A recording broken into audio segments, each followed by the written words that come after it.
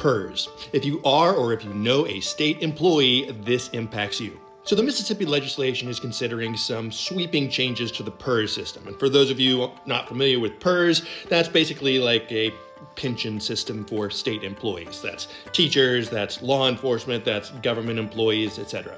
The idea of PERS is if you work for the state long enough and during that time you're contributing to that big PERS piggy bank, when you retire, you basically get to keep drawing a check. And it's a great concept when it works. Right now, though, the system is in trouble. We're about $26 million in debt, and that piggy bank is only about half as full as it's supposed to be. The state also had a few disappointments. They invest that PERS money to earn some off the interest, but they greatly overestimated how much they were going to actually make. They figured it would be closer to a 7% return.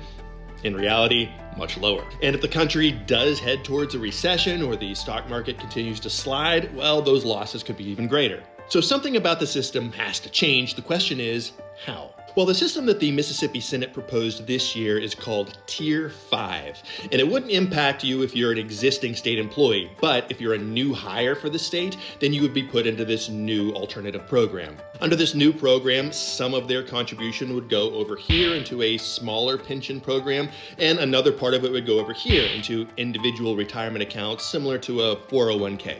The benefit of that last part is that if you ever left the state as your employer, you get to take that amount with you. So the plus side is that that would give employees a little bit more flexibility. It would kind of stop the bleeding as far as the state's debt, and it wouldn't require us to raise taxes. The downside is that it eliminates a very important benefit in the existing plan, which is those automatic cost of living raises. It's similar to those 2% raises most jobs get every year just to keep up with inflation, except for retirees. Under this plan, those cost of living raises wouldn't happen automatically. They would only happen if the legislation voted that year to award it that year, which means there's a good chance that state retirees could lose a lot of buying power.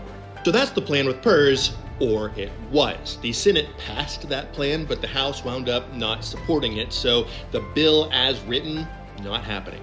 But there's still time for elements of that plan to survive. The Senate is trying to work some of those changes into that massive tax bill that Mississippi state leaders are trying to push through. So we could still see parts of this show up.